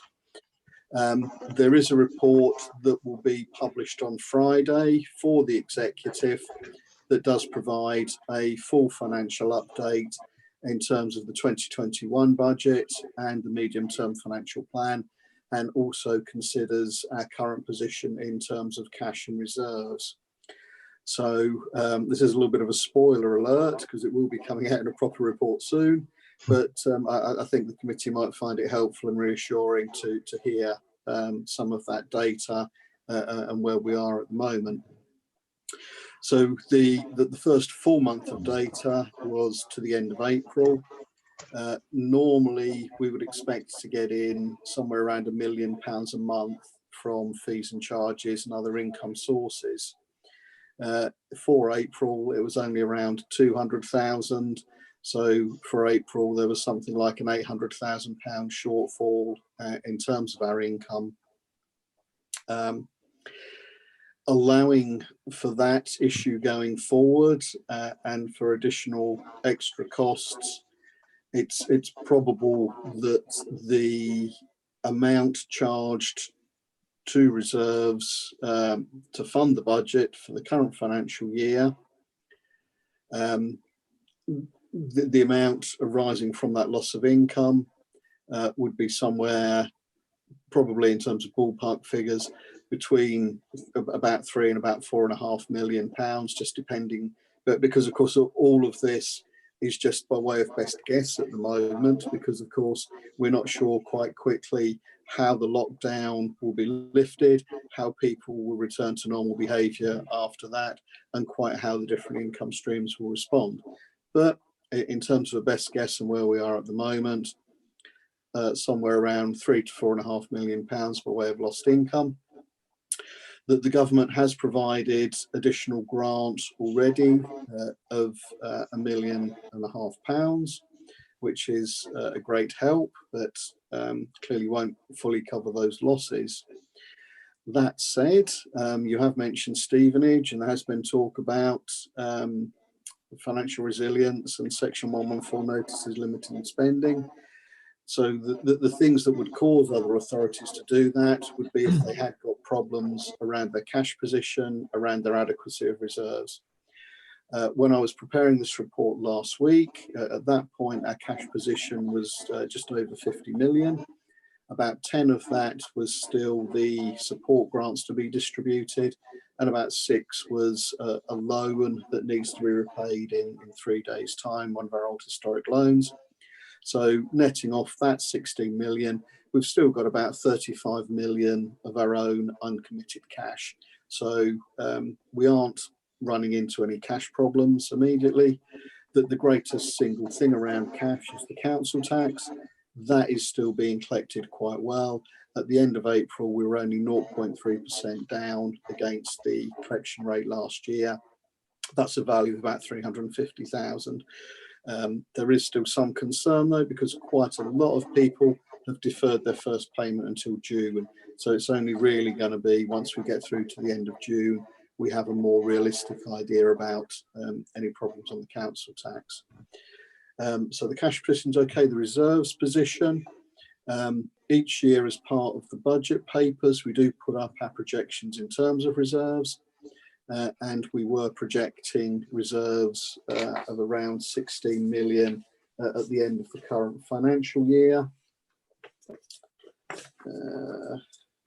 He says reaching the report, yeah. So when the medium-term financial plan was approved at council on the 29th of January, the reserves prediction was 16.127 million at the end of March 21. Comprising of 4.5 million of general amounts and 11.6 million of earmarked reserves. My updated prediction around that the use of reserves in the old year that we're closing at the moment, 1920, is probably going to be £250,000 or so higher than we'd estimated in January. And if we have an additional 3 million, as I've mentioned, possibly being used for the current year's budget, allowing for 3.25 million to come off that predicted 16 million, you've still got reserves around about 13 million, just a bit under 13 million. So the council, whilst it's clear we are having some short to medium term difficulties, and we will have to look for a few new initiatives and saving schemes over the medium term. It's quite clear that the cash is in a good position, the reserves are in a good position. We are not going to be like Stevenage, and actually there are a few other authorities around Hertfordshire as well that aren't that far behind Stevenage, but thankfully we are not in that area ourselves in terms of the East Herts financial position. So I hope members will find that helpful. Well, could I just ask a quick question? Yes, certainly. The situation with Stevenage and their financial situation, do you think that might impact on any of the joint projects they have with this council? Will they be looking to cut back on expenditure on any of those, do you think? I don't know. It's possible that if they do actually get into the territory of issuing a Section 114 notice, then that's a prohibition on any non-essential spending. So that would mean, yeah, any new activity, any additional activity certainly wouldn't be happening. So that is a possibility. That's something that I couldn't rule out. Yeah. So I guess you'll just be monitoring it, I guess, keeping a close eye on it. Yes, we do have weekly Herts CFO discussions every Thursday afternoon, which are very useful in terms of updating each other where we are and trying to make sure we're taking a common position in terms of our dealings, not only with central government, but also with the county council. Thank you. Councillor Cool. Actually, I might defer my question to Councillor Curtis, who's had his hand up first, but I do have a question as well. All right. Councillor Curtis, then.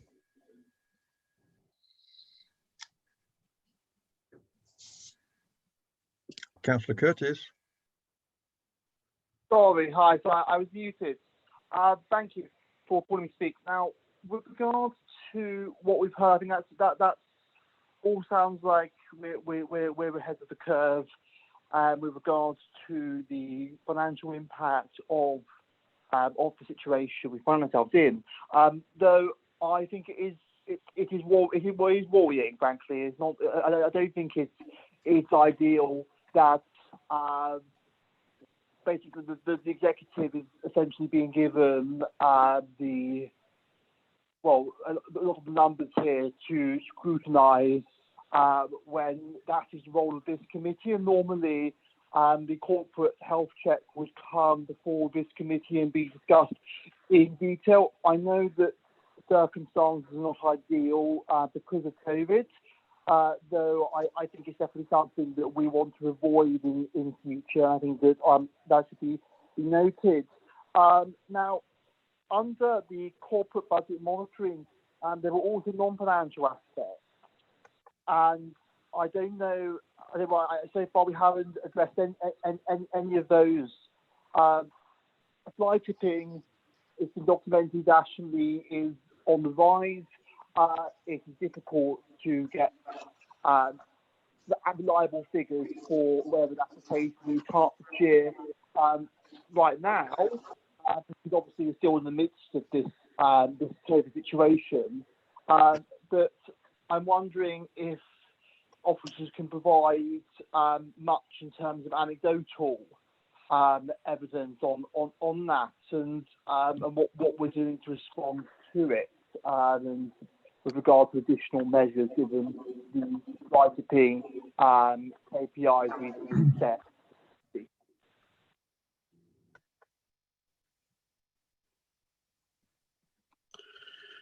I think in terms of a detailed answer, it would need a response from somebody in operations. What I do know is that fly tips, with the closing of the Hertfordshire County Council municipal waste recycling sites, there has certainly been an increase in fly tipping, not just in this district, but across the whole of the county. The extent of that and the effect on the KPIs, I couldn't state with any certainty. I'm sure those will be covered in the next update with the performance indicators. Thank you. Councillor Court. Thank you, Chairman. Okay, yes.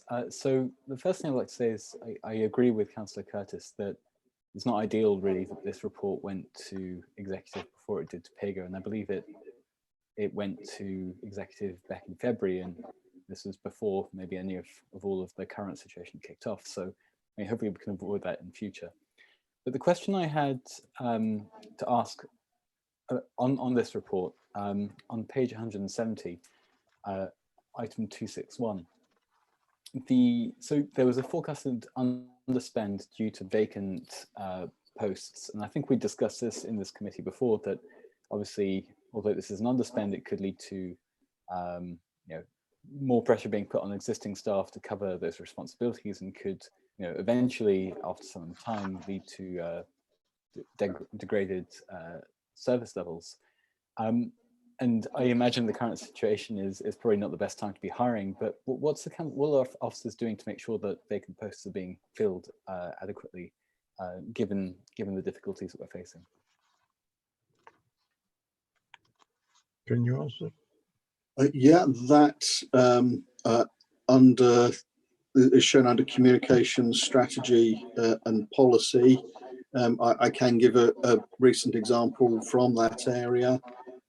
James Gardner, one of the team of project managers, left us turn of the year, and while the permanent recruitment was underway, a interim was appointed in Pennington to try and make sure that there were no further delays or problems encountered on the delivery of the Old River Lane project. So I think as far as possible, efforts are being made to cover those gaps and make sure that none of the key programs suffer. Thank you. And if I may ask a second question? Yes, if certainly. that's okay. Thank you. So on page 175 now, item 412. So there's this note about forecast reduction of income of some £171,000 due to the amount of income from the new homes bonus being less than initially budgeted for. So I have, I guess, a couple of questions here. The first one is that because fewer homes were built than we expected, or because the subsidy was less than we expected? And secondly, have we had any word yet from central government about what the future of this new homes bonus scheme is going to be? Because obviously we suspect it's going to be wound down, but has any further consolidated news been forthcoming? Thank you.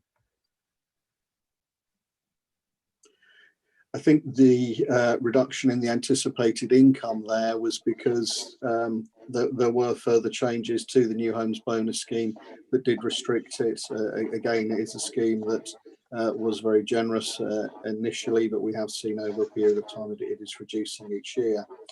Again, I don't want to spoil too much of what you're going to see published in the exec paper on Friday, but I do touch on my predictions for new homes bonus there. With the fair funding review, that's now been postponed and pushed further back down the road again, along with the changes to business rates. So the expectation had been that when the fair funding review finally got implemented, within its terms, there would be a form of property related incentive to replace the new homes bonus. Clearly, with the fair funding review not happening yet, it's likely that the new homes bonus will be allowed to run for 1 more year. I think it's particularly likely that it will be allowed to run because, of course, as you've already mentioned, with construction slowing down very, very much, the actual amount of new homes bonus being earned will have reduced very, very significantly as well. So I think, whilst there hasn't been any announcement, I would be quite surprised if in the current climate the new homes bonus was to be cut again. Yeah. Thank you very much. That's it from me. Okay. Peter, I think we're just noting this, aren't we? Correct. Could I ask another quick one? Yes, certainly. Sorry, couple of things. You mentioned earlier, Bob, about grant income from central government. Do you think there's any more? Might be anything more forthcoming from that area? I would hope so. I think it remains to be seen the extent to which it would be weighted next time round. The first lot of funding, we got about 48,000 from, and the funding was very heavily weighted to county councils and unitaries. The second lot of, but following that first lot of funding, of course, there was then an active lobbying campaign by the District Councils Network and the Society of District Council Treasurers and others, that the next lot of funding should be weighted more towards districts to reflect our loss of income from parking fees, from trade waste, from all those other things. And that came to pass in the second allocation. That's where we picked up the £1.5 million. And so after that, the County Councils Network and some of their representatives and lobby groups were outraged and saying that it was now the case that social services were being shortchanged. So if we get a third round of funding, I wouldn't be surprised if it lent more back towards social service authorities again, and we were to see possibly a relatively small amount more money coming out for districts. But I don't know. In part, of course, it will depend how many others like Stevenage come out over the next couple of weeks and say they're in imminent danger of issuing Section 114 notices, because clearly the government won't want that to happen. So, yeah, it's quite a difficult one to predict. Okay. Thank you. One more. How is COVID affecting our capital projects? Or indeed, is it? I mean, I know there was some stuff about capital projects in the papers, but I just wondered if you could give us a quick flavour of any impact this may have on those. Yeah, so in terms of Northgate End and the multi-storey car park there, it is causing us to incur some additional costs. The precast concrete frame is being supplied by an Irish company, and they would normally have obtained credit guarantee insurance. In the current market, they can't do that. So we're needing to put an advance payment bond in place in order to facilitate the supply of that concrete. But that's not a concern. That doesn't involve any significant risk. It's just a slightly different way of doing things. It does mean we will incur additional costs of around £30,000, but compared to the alternative of further delaying that project, that's a relatively small cost. So Northgate End is still going to be going ahead. There should be an announcement before the end of this week about closures and about progress there. Grange Paddocks is pushing ahead. That's all happening. There's no delay with that. Hartham had been delayed by the planning decision anyway. Hertford Theatre has had a bit of a delay, because of course that's shut now. So realistically, that's pushed back quite some distance. So a mixed effect really. But certainly Northgate End and Grange Paddocks are both progressing. Good. Just two really tiny things, just in the papers. Page 174, there was an increase in income of 64,000 relating to overachievement from recycling, which is really good to see. Is that more recycling or better prices for our recycled goods? As most of those prices are fixed and under contract, I think it would have been additional weight of recycling materials. And I think there was some more money included in the medium-term financial plan around achieving greater tonnages there. Yeah. Good. And then the last thing is the old chestnut about debtors and outstanding debtors, and that's at the bottom of page 175. Obviously, the number in the report, we talk about a number of nearly £1.8 million at the end of December, and with 700,000 odd that's over 120 days old. I mean, you're saying that you're working hard to get it back. Are you still, reasonably confident with where you are and it's under control? It just, these numbers seem quite large, and I think it would be remiss of us not just to touch on that tonight. Yeah, we were working hard on those right up to the point of the lockdown, and some of the large amounts within those totals have been cleared down now. The difficulty at the moment, particularly around some of the trade waste debts, is lots of those businesses are shut at the moment.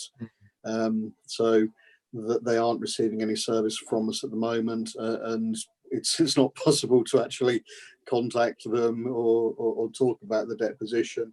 Yeah.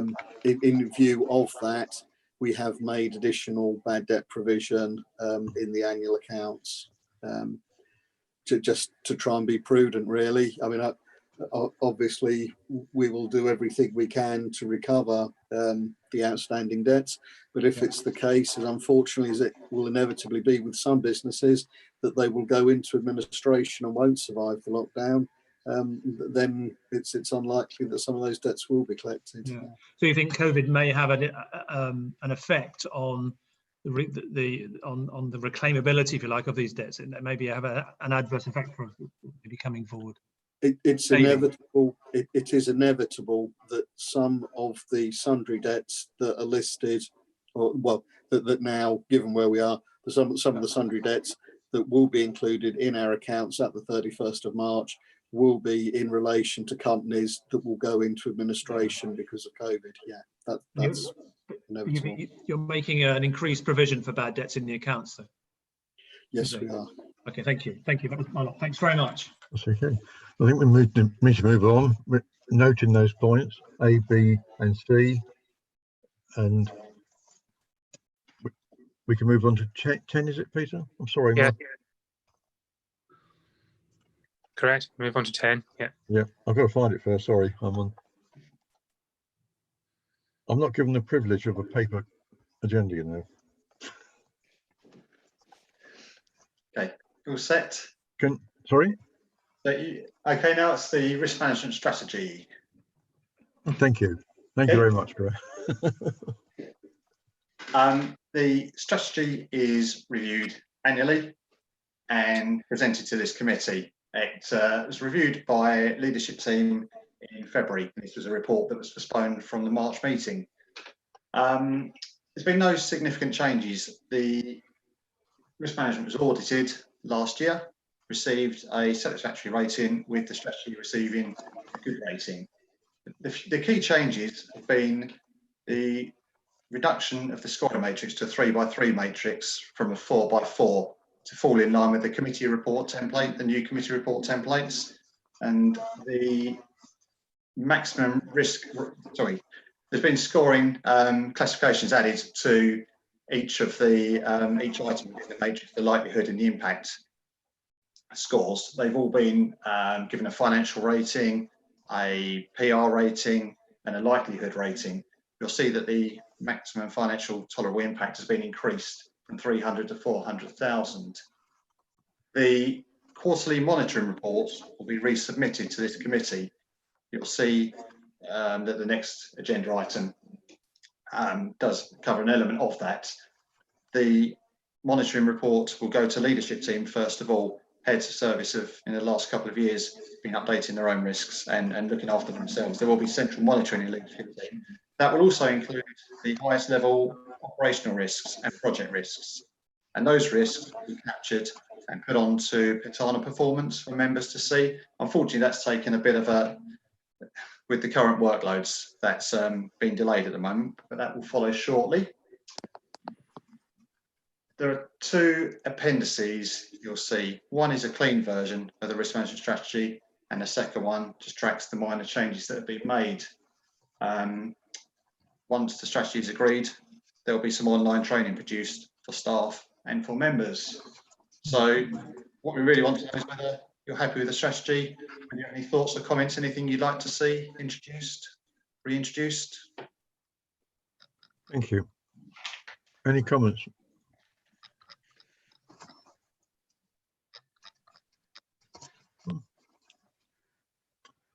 Well, that's no comments. Certainly seems to have been streamlined. Can you just remind us why you changed the composition of the risk matrices again? I would say on. Yes. The committee report template was revised, I believe, by leadership team. Right. And the reports had some leadership team have reassessed the scoring criteria. So the matrix just literally followed the committee report, the decisions that leadership team had taken late last year, I believe. So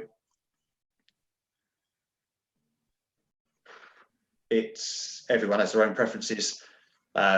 You see a range of matrices from 3x3 right through to 8x8. It's personal preference, really. How often is the council's risk, I guess the risk schedule, if you like, reviewed, and who looks at that? Okay, we'll be covering that on the next item. Oh, fair enough. Sorry. Yes. Okay. And if there are no further questions, do you want me to move on to that now? Well, yeah. I guess we need to. Sorry, Chairman. Oh, you're right, Councillor Cruz. Yeah, yeah. Do we need to finish this bit off and then go on to the next one? I think we do. Yeah. Yeah. Okay. Well, unless there are any questions from Councillor Curtis, it's page 201 for the recommendation.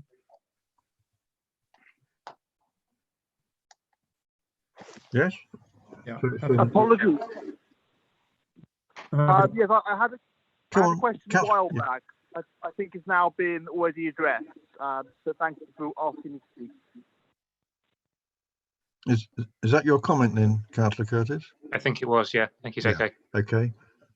Well, can we have approval of these risk management strategy review? Councillor Corp's put his hand up to propose it, I think. Sorry, Councillor Corp. I can't look both ways. Sorry. Carry on. And I was just proposing that we move this item. Okay, is that seconded, please? Councillor Pope. Oh, we've got lots of choices. Thank you. Okay, fine. Agreed. Agreed. Okay, item 11, please. Thank you. The Strategic Risk Register is presented to this committee once a year following a review by the leadership team. This is a report that was deferred from March's meeting, and if anybody had compared the two reports, you'll see that the register, the content of the register is actually quite different. It's a very live document.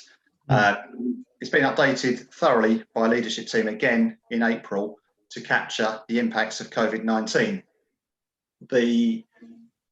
Because of the current circumstances, it wouldn't be due for the first monitoring report until the end of Q1. But given the exceptional circumstances at the moment, leadership team wanted to capture the controls introduced at the 30th of April to present to members because we thought it may be of interest. So it doesn't, the controls you'll see don't represent any particular financial quarter. They are just a position statement at the end of April. You'll be receiving quarterly monitoring reports. They will highlight the changes in potentially scoring, content of the register, and updating the controls. I mentioned previously that there will be an operational and project risk register, which will be available on Pentana. Comments were asked earlier on about management of fraud, amongst other operational risks. They're the sort of corporate risks that we intend to capture within the operational risk register. So the content that will be online, not necessarily reported to this committee, may well be of interest to members. I don't know whether you want to run through any of the risks, whether you want to ask any questions. The of course, this is the first monitoring report you have seen for perhaps 2 years. So just really, is the register in the format that that you appreciate? Would you have any recommendations or additions? Do you want to ask any questions? Any thoughts? I've kind of asked this before, or maybe I'm being a bit slow, but it would be useful for us to have a summary of what the scores mean. So, for instance, on page 245, we've got resources, and we've got a current and like and target columns, and then we've got threes in all four columns. And maybe I'm sure I can find it somewhere, but I need to know the significance of the number 3. Okay, it's in the strategy, but also on the version I can see, if you scroll down to the end of the register, you'll see a summary of the matrix and a table of the risk scores as well, hopefully.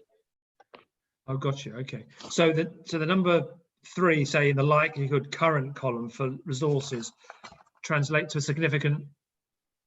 Is that significant? That's a significant risk, is it? A 3-3 significant risks. That would be significant impacts. That would be either a financial liability of 400,000 plus, and/or adverse national media, and/or a major fall in service quality. So 3 is as high as it gets. It is, yes, with the new matrix. Yes. Gotcha. Thank you. Sorry, I should have spotted that. Thank you. There is a likelihood, the summary of the likelihood thresholds as well. Okay. And again, at the risk of being told I should know the answer to this already, the difference between current and target columns. So current is what it is. Can you just explain that for us? Yes. Current is, well, as at the preparation of the register, and the target is what leadership team want to reduce the risk to. Some risks you just cannot manage down the likelihood, or you cannot manage down the impact, but normally you can manage one or the other. So it's a way of sort of focusing attention on what leadership team want to achieve, and the controls that were listed and future controls that are planned should give members a steer as to how how leadership team want to manage down the risk. It may be there could be in the current situation.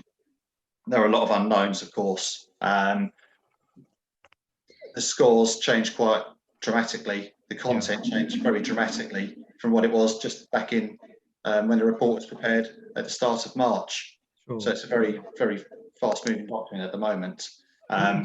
You'll see that the impacts of COVID are featured throughout the risk, but also a final COVID business continuity emergency planning risk as well. So just covering some more generic items.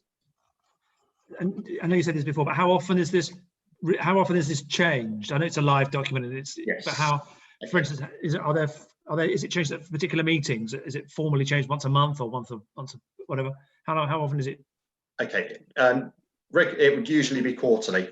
Quarterly, but right. It's been to leadership team twice in the space of a month, given the current circumstances. So I think it's going to be fluid at the moment, but you can expect that to be reviewed quarterly. In normal circumstances. I got you. Okay, thank you. Any other questions? No. If not, then page 241, please.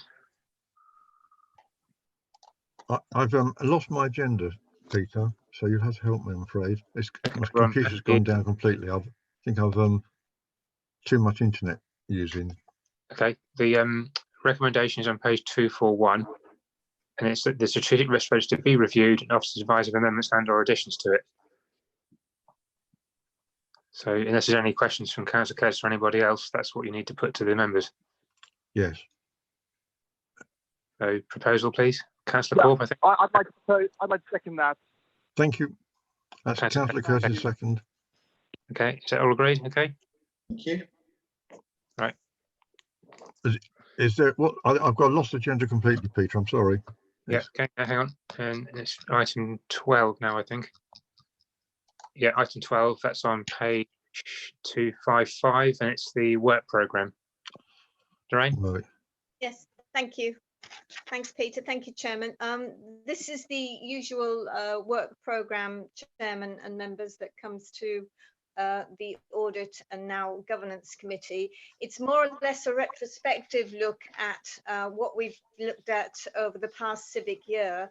And clearly, since the change, the minor tweak to the terms of reference of the new Audit and Governance Committee, which takes out the performance element, I will be coordinating with other officers in terms of what reports are submitted to this committee for approval or for noting. So as I say, it's the standard report that comes to this committee. I've got nothing else to add. Thank you. I suppose the thing is, though, Councillor Pope, I'm sure you'll agree with me that we've stopped inventing ideas and they're going to overview, won't they? Well, yeah, they're just kind of shortcutted it, aren't they? Really, I mean, I think you know, they'll be coming back to us, won't they, sooner or later? They'll, you know, when they realise where all the ideas came from, they'll come back. I was wondering, in terms of the work programme, could we include a bit more kind of governance stuff? Because I think we've all noticed really over the last year or so. I mean, I know we've been busy doing other things, but we haven't had too much governance sort of things on the agenda. I'm obviously open to suggestions. If members have any particular governance issues they feel that the new Audit and Governance Committee need to have a look at, please let me know, and I'll run it past the monitoring officer and see whether it's within the remit of this new committee or not. But I would have to take guidance. Okay, we'll have a think about that. I mean, for instance, I mean, there was the constitution changes that happened, yeah. And I guess with one reason or another, this committee really wasn't involved in that. That kind of happened. I don't know whether maybe we could have had an involvement in it at some point. Who knows? But why don't we have a think about maybe trying to bring some governance matters? And if members of the committee wanted to have a think about that too, things that they might want to add. That would be absolutely great, because as you can see, the work programme basically is a retrospective review of what we've looked at, and there's nothing on there going forward to the next meeting in July. So yes, I mean, I will take guidance from officers and from members. Thank you. Okay. Thank you. Okay. Any more thoughts on the from the committee? Chairman, you got anything else that they want to add? You want to ask them? No, I think we're fine. If members have got any thoughts and ideas, they can let